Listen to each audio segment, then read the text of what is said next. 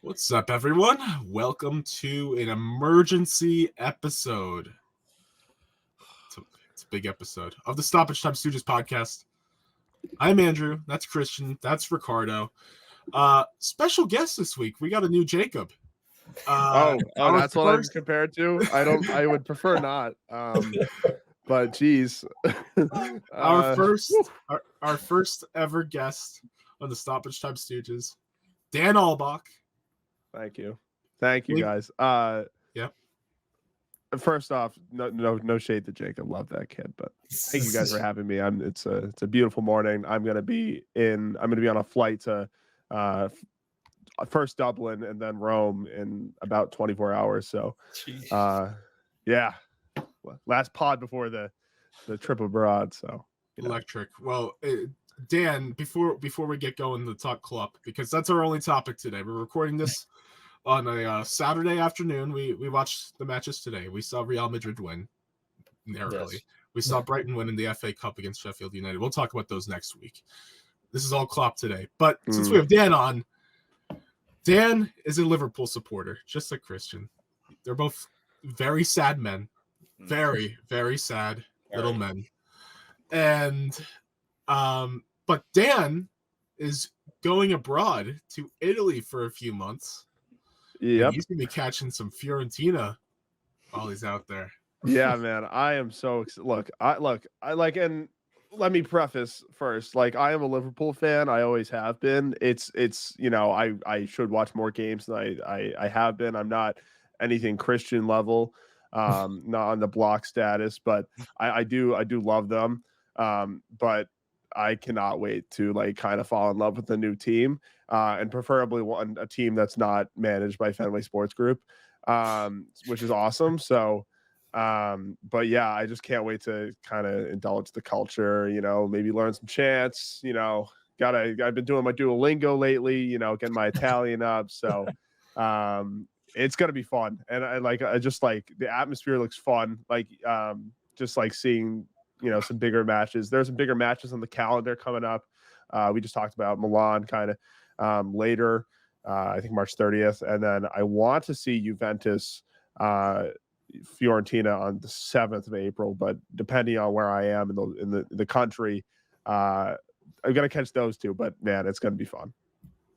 Well, maybe Dan could be our Jesse Marsh or that would be Marsh great. Reporting on site in Italy. Italian correspondent, yeah. Corrispondente Italiano or something like that. So, yeah. Well, I'll keep you guys posted on what I'm seeing and what I'm hearing in the country. So you know me. That's right. Dan also, I'll preface, is a big fan of the Boston Red Sox, so he has his fair share of experience. He knows the sports group. Jesus, he knows he knows how John Henry rolls. So yeah. So no, let's get right to it. Jürgen Klopp announced that at the end of the season, he is stepping away from being Liverpool's manager. Christian immediately went into grief. I mean, geez, all these texts from Christian before Dan was busy. He's a busy man. I'm Christian a busy man. It's crazy. So just a real quick, where was I in the world? I think I was out. You know what? I was just getting breakfast. Like I'm going abroad, so I'm just hanging out with family. Get home, I'm like, oh, you know what? The Athletic, just open up. Let's see on the front page. Klopp out. I'm like, no, you're joking. Immediately texted Christian. The first thing I had to get, first person I texted Christian. So, but yeah, Christian, because you work in the soccer world, it must have been really tough handling this news at work. If I'm assuming your coworkers know you're a Liverpool supporter, were they bickering you? What was going on? What was your reaction to the news? Because you were at work. I got to work at 6 a.m. Up in Connecticut, and the first thing I see on my phone is an Athletic headline, and it says German coach done at the year. I was like, what? Who is? I don't know what was going on. So I immediately was just, my heart sunk as soon as I saw it. And The first person I ran into at work was an Arsenal fan, and he was acting like they had won the Champions League. It was like the best news That'll ever. never happen. He was talking about how much he hated Klopp and how great this was, and I was like, yeah, okay, sure. Most of the people at CBS where I work are Arsenal and Liverpool supporters, so you kind of got a mixed bag. But yeah, it was a very tough day yesterday, and that was all people wanted to talk about yesterday on all the shows that we run. So yeah, I said this off air. It truly felt, and I don't want to make it too extreme, but it did feel like someone had died, or you were at a funeral. Like it just feels like a really sad and difficult day for everyone that supports Liverpool. And honestly, I think as neutrals, we have a couple. I mean, Ricardo, I think, would be the best person to ask. It feels as a neutral, this is a tough day for the Premier League too. The rivalry between him and Pep Guardiola, the duels for the last 6-7 years between the two biggest clubs in the country are gone. And whoever comes in to change management at Liverpool is going to have a tall order, and it's never going to be the same. I don't care what anyone comes in with in their pedigree. It's Jürgen Klopp. He's one of the best managers to ever grace the Premier League. So yeah, yesterday was one of the most difficult days as a supporter of the club. No doubt about it. Well, how's the squad going to react? I mean, when you hear about a manager who is going to leave at the end of the season, very rarely is it announced mid-season. Mm-hmm.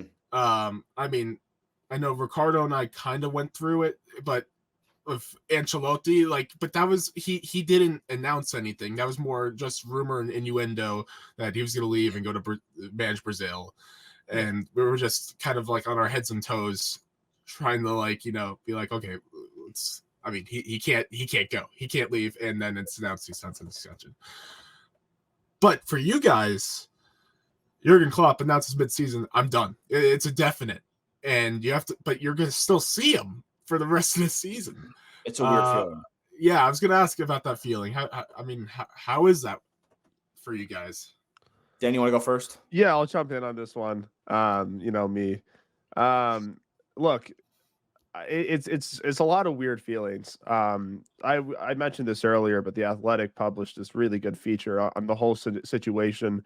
I think, correct me if I'm wrong, that management knew since last November or ownership that this was going to be a thing. Obviously, the players didn't know, but there were some interesting kind of positive elements to it, where he tells, he makes this announcement, and then it's kind of business as usual. During the practice, it seems like vibes are still up. It seems like, it's not the end of the world. Obviously, you have the most transformative figure, it feels like, of the 21st century of Liverpool leaving, but he's still there. I think it's more of a, wow, like, this guy is leaving, you have to appreciate him. Look at what he's done. You can't be mad about him. You can't be. I think it's just like, it's so, it's naive almost to just be like in a kind of like, what is this club going to be? He's leaving the club at a very good time. I almost feel better. Like, this is a point brought up in this feature. I feel better that he's leaving now rather than last year, because there were some really bad points in the season last year, where vibes were just terrible. And now you have, like I said, one of the most respected managers in Premier League history, I'd say, just leaving abruptly. You can't really be mad about it. Another thing he said in that Liverpool PR press conference is that he didn't want to leave. Like, it's almost like selfish if he left during a bad time, which I completely agree with. You're like, he knows the difference between good and bad football, and he's leaving at a time where he seems extremely confident. The club is set up, future younger talent. He completed that weird roster turnover when, Mane, Firmino are leaving. So I just think overall, you have to, emotions set aside. He's leaving at a good time, and there's future managers that can come in, take this team and really take it to the next level. It's just, I vibes wise, I kind of put Liverpool and the Red Sox kind of in the same boat. Teams that sure they have a lot of money, but still financial restrictions aside, they always have that rebellious feeling, and I just feel like this team is ready for something new. They can adapt. So Yeah, I agree. The one thing I want to say too is a interview that's been kind of talked about a lot over the last month or so is the one at Brighton last year. Andrew, I don't know if you remember this, but Liverpool went to the Amex and got completely dominated, and it was, as Dan mentioned, one of those bad periods where they just seemed like they couldn't get any points. They were giving up a ton of goals. Last year, it feels like an eternity ago because of how good they've been for the first 5-6 months of this season. I mean, they were, close to mid-table, ways away from the top four, and they kind of made it close, which is incredible as it is. But yeah, the club is in a good place. And I, as a fan, that makes me feel good about what comes next, because I think a lot of people, and I said this to Andrew before, when Sir Alex Ferguson left Manchester United, everything fell apart. When Arsene Wenger left Arsenal, everything fell apart. The difference between those two situations and this one is that Liverpool actually has quality structure from every aspect of the club. So if they bring in the right manager who plays attacking football and can utilize the players that are in the squad, I think, nobody's going to be able to compare it to Klopp, no matter who it is. Nobody on the open market or even is currently in a job can match him. And they're not going to be able to have the current impact on his team, certainly at the beginning of it. But Klopp is putting this team in a position where if a Xavi Alonso, for example, comes in, or, people have talked about De Zerbi, I don't know who it's going to be. I would, as a fan, want Xavi Alonso, but it's not as simple as just asking him to leave Leverkusen, because, Leverkusen right now are going to be in contention for a Bundesliga title, and they're always known as Neverkusen. And if they, do something that nobody in Germany can do and beat Bayern Munich to a title, maybe he stays. But in terms of Liverpool, it would have been very difficult as a fan to watch him leave after last season. So the fact that, there's a couple months left in a year where they are competing for 4 trophies makes me feel better about the situation. But I mean, the fact that they're competing for 4 trophies and they know their manager's leaving at the end of the year has to put more motivation into the squad, I think. And there's a lot of senior players in this group. So, yeah. Carabao Cup final, they're in the knockout stages of the Europa League. They're currently first in the Premier League, and they have a fourth round FA Cup tie tomorrow against Norwich. So, for players like Virgil van Dijk, a Trent Alexander-Arnold, the vice captains of this group, and Mo Salah and Andrew Robertson, they're going to lead this group, I think, to a good second half. I'm not expecting a treble or a quadruple. I'm not going to go that far, but how cool would it be if they were to poach Manchester City off of a league title in maybe their most dominant era with maybe their best squad? When you look at Erling Haaland, Kevin De Bruyne's back. I mean, all the players they've brought in, Jeremy Doku. How cool would that be? So that's what I'm hoping for. Honestly, if I could take any of the 4 trophies, winning the Premier League above all else is numero uno in terms of priority. Now, Christian, you made a great point. This is before we started recording. I want to bring it back up. The names you mentioned before, the more veteran players, Mo Salah, Virgil van Dijk, even Trent, their contracts are set to expire in 18 months. What does, Jürgen Klopp's announcement do for their futures, you think, both of you?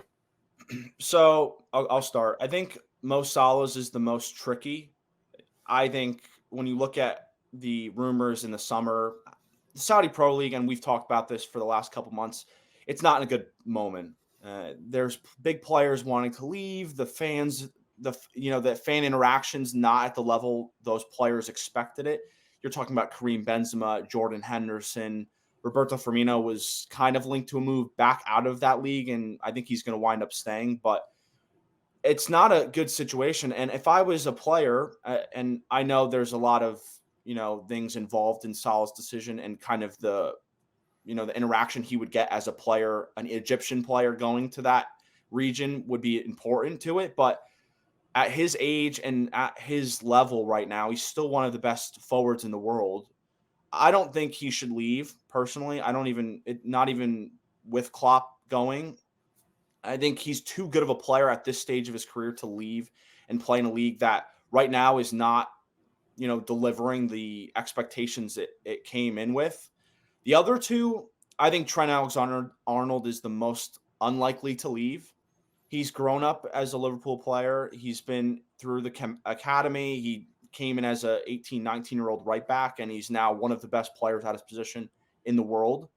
So I don't know how they don't sign him down to a long-term deal. Virgil is very similar. He could go back to I don't know where he would go.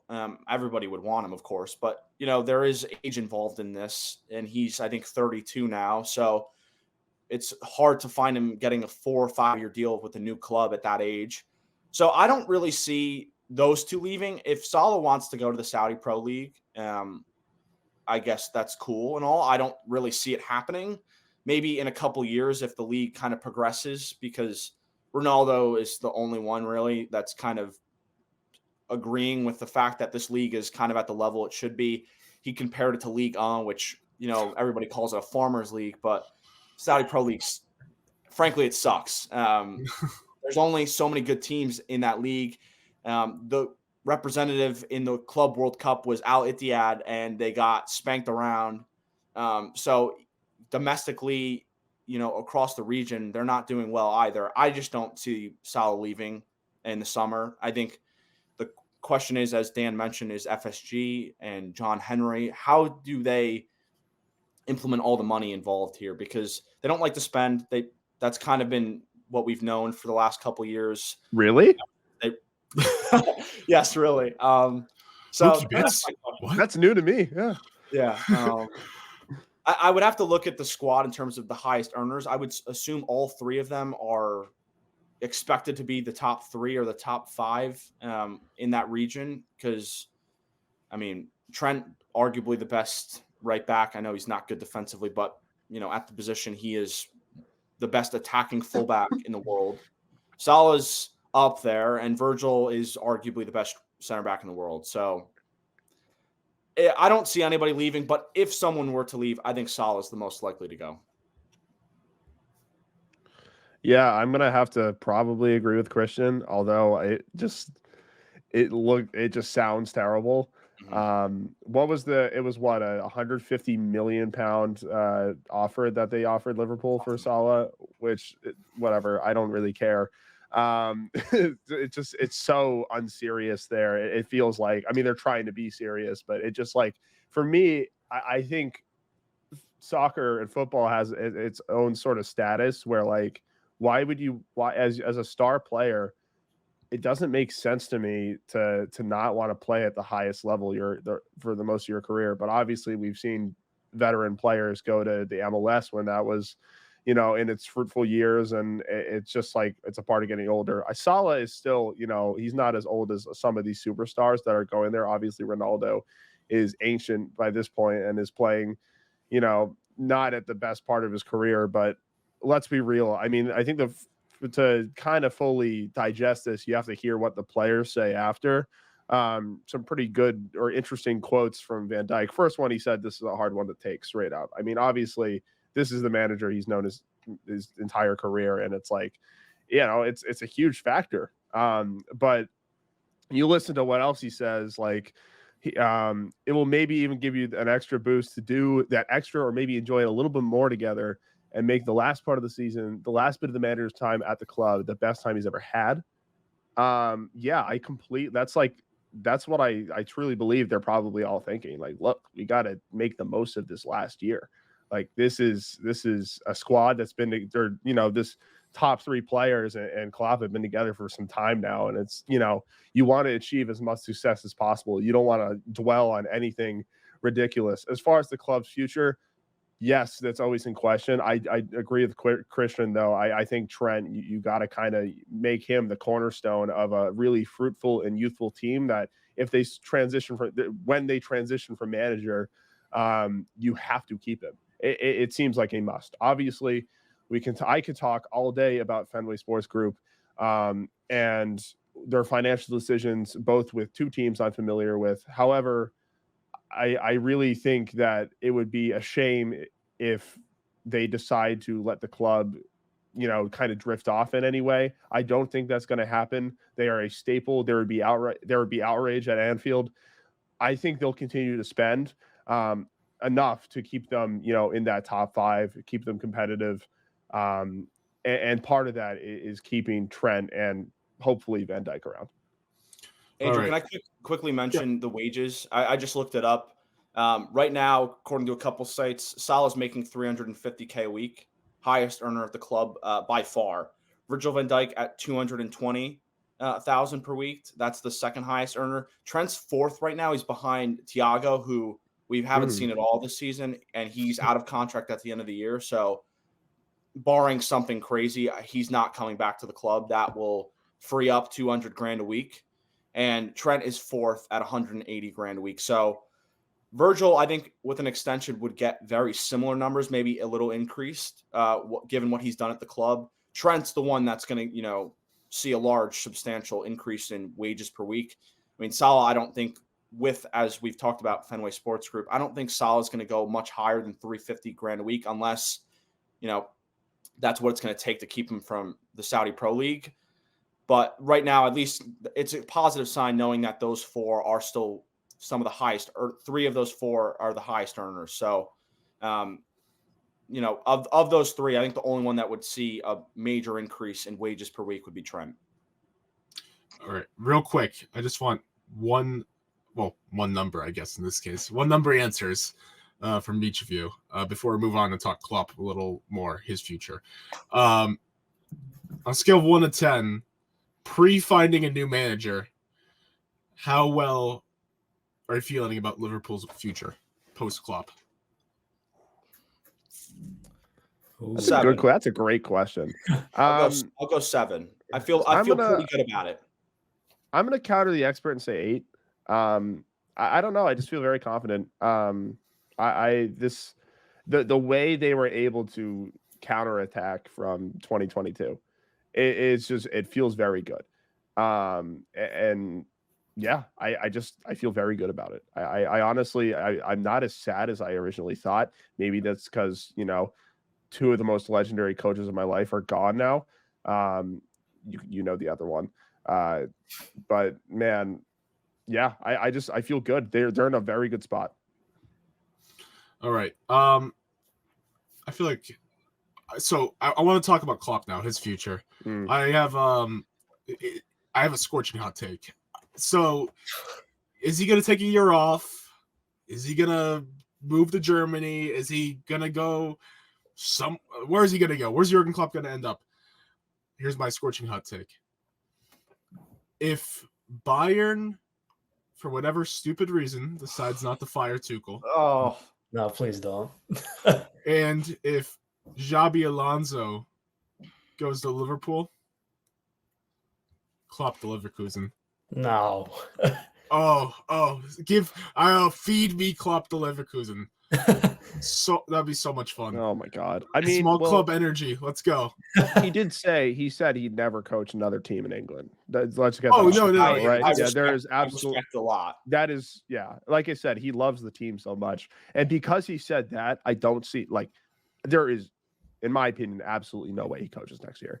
Absolutely no way. You got to take a year off, get your mind off it. Maybe a team's going to jump at him immediately, sure. But God, that would look terrible if he's back in Bundesliga. But and it just hurt. I feel like other than Big Mike McCarthy, it's with the Cowboys. It always feels like coaches say they are going to take a year off, then they end up it's happening with Doc Rivers right now in the NBA. He was like, "I'm going to take a year off. I'm going to take a year off. Call games on ESPN," and then he goes ahead and goes mid-season to coach the Milwaukee Bucks. Right. Doc Rivers thought he was going to legitimately get an offer from a title contending team. God damn it! That's the stupid. Whatever. They will get this coaching itch. They'll say, "Oh, we're going to take a year off," but they're gonna want to coach by the middle of the season. So I do agree. That's probably his mindset. That it's gonna be a year off, whatever. I think if the offer's enticing enough from a club, say in Germany, especially considering he is German, I think it'd be hard for Klopp not to accept it. Of course, if it's the right club. Like say if it's a Bayern, I think it's immediate. I think I think that'll sway him to manage again next season. But Ricardo, Yeah, I want to get Ricardo in on this. You're shaking your head.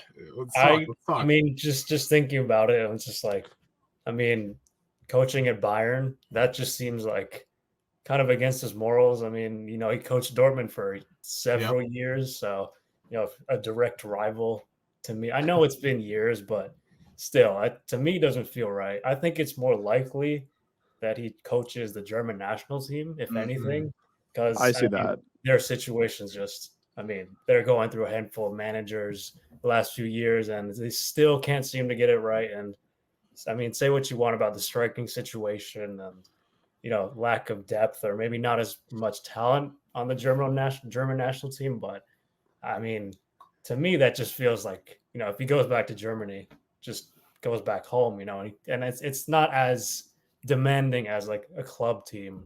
You know, that's like every single day. It's just like a grind. I feel like at a national level, you know, it's not as much work. That's more just like scouting and like watching the German players, assuming, you know, he does that. That's what I think he's going to do after a year off, I should say. But I just don't see where else he would go, honestly.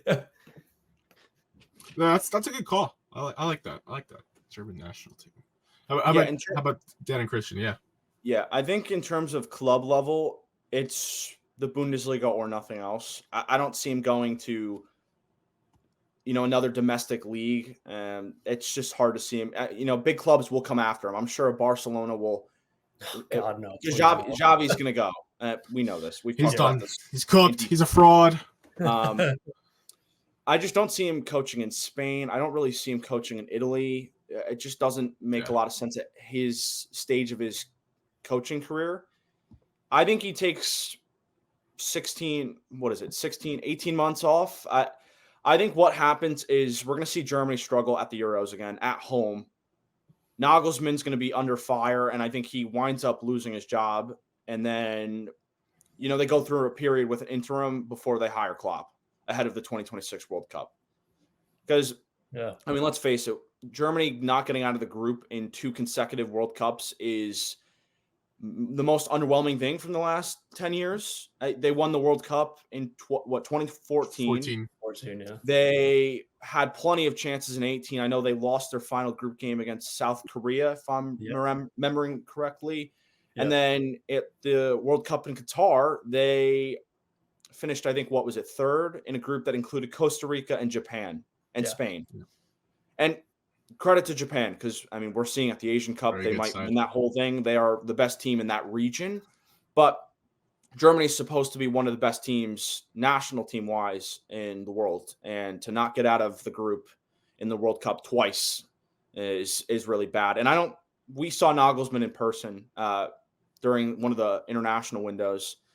You know, it's a solid group. The German national team is solid. I know the striker position is kind of the biggest question, but at home for the Euros, if they don't get to a semifinal, it's unacceptable, especially with the expectation of Germans fans. They want to win everything. So I think Nagelsmann's a solid manager, but he's not at the level of Klopp. And I think if they do poorly at the Euros, he's going to lose his job. And then I think by, let's say, the halfway through 2025, I think Klopp has the German job. No faith in the German Sean McVay. You know what's better? His attire and his clothing is better than his management. Yeah. Oh, I still remember how he was dressed for the U.S. Germany match. Very vividly. The German media right in front of us. That was hilarious. Yeah. Flannel. I mean, look, I'll speak on this briefly. I'm a big vibes guy. You know, I go off vibes. Oh, I mean, yeah. And obviously, it goes without saying that it feels like the German national team has been outperformed by all these bigger, European teams over the last few years. And, obviously with international games and international competition, you're on a short leash. You only have so much time to prove that, hey, in the European Championships, hey, in the World Cup, that you can prove to yourself that they're here to stay. And obviously Germany's not in a good spot. I think Klopp goes sooner rather than later. And Klopp is someone that's gonna want to, change the culture of his home, of his home nation. So I think it's almost a lock that he goes to Germany as the next national coach. Yeah, you're on a short leash unless your last name's Berhalter. That's the way I view Let's it. not talk about that, please. That's the way I view it. Let's right. refer to Leander on that one. Good idea. All right. Wow. Yeah. Good talk. 30 minutes. Klopp. The one thing I do want to say, just briefly, we didn't really touch on this. Xabi Alonso. I mean, it seems clear. Obviously it's really weird to leave a club when you're kind of at the height of your performance as a manager. I mean, he completely turned this team around, Leverkusen around, which is just unbelievable. Obviously they play very different systems. They play a lot of possession heavy ball, which is just obviously different than anything Liverpool has seen in the last decade. But I really think that, every fan would welcome him with open arms. This is a player that you had for 5-6 years. And I just, again, vibes, just good vibes. And it's someone that can deal with financial flexibility, or not flexibility, inflexibility, more limitations, and someone that can, again, culture shift, someone that can take this by reins, keep, instill Klopp values, but still, be able to change how this team plays.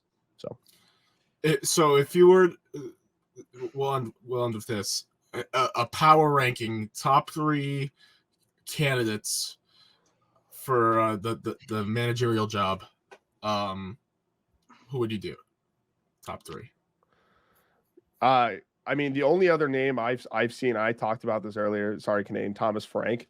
I saw that floating around, which is kind of funny, just because of how Brentford has been recently. And there's similar tactics, very counterattack heavy. So that's the only one I really had the chance to digest and be like, hey, I could see that. Other than Xabi. But I'll default to Christian on that. Before I go into this quickly, how crazy would it have been if Ancelotti was leaving for Brazil and Tuchel potentially was going to get sacked? That Xabi Alonso could have had all 3 of his clubs that he played at his disposal to just say, okay, I'll pick which one I want. So Infinity Stones of clubs. Yeah, it would have been bizarre. He might have 2. I think if Bayern doesn't, just to quickly touch on this, I think if Bayern doesn't win the league, Thomas Tuchel is going to be sacked. So at that point, it's going to be, do I want Bayern or do I want Liverpool? Up to him, I think. You can make a case for either. But I think in terms of candidates, in terms of rankings, I think in The Athletic, the 3 they mentioned were obviously Xabi Alonso, De Zerbi, and Nagelsmann. I think it's pretty clear. It's the way I just listed it. Alonso's great. De Zerbi has done a fantastic job at Brighton, as we've talked about. And Nagelsmann, I don't even know why he's being linked. I think he would be terrible. Very low on Nagelsmann. Yeah, sorry. No disrespect, but he hasn't done well in his big jobs. I think there were some links years ago with Tottenham, maybe after Mourinho, and even Spurs fans didn't want them. And I think that kind of tells you everything you need to know. So I don't think Nagelsmann would have any sort of success in the Premier League. Well, let me just tell you, you're not allowed to have De Zerbi. You're not allowed. Okay. If you get Xabi Alonso, cool with me. I hereby ban it. Okay. Liverpool cannot have De Zerbi. It would ruin me. Deal.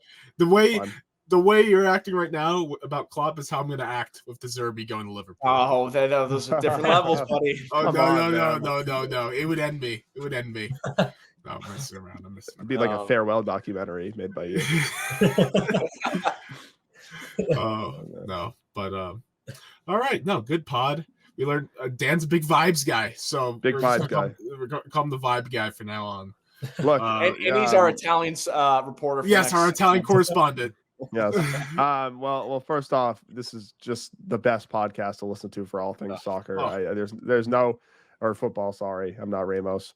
No, we say both. That's the great thing about our Okay. podcast. We say I like both. that. I like that because it is called soccer. It is soccer. And the best. It's also football.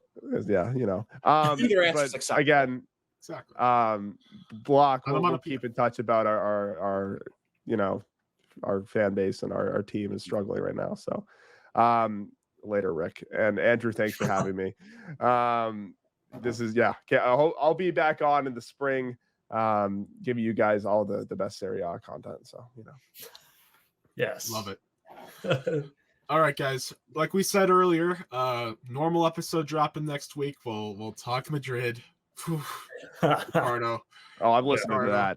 Love that. Need some Rick content. Thank God for Camavinga. I'll say that. I love the man. Camavinga. And we'll talk everything else that's happened in the FA Cup and La Liga. All right, boys. Fun episode. Goodbye, Klopp. Take care.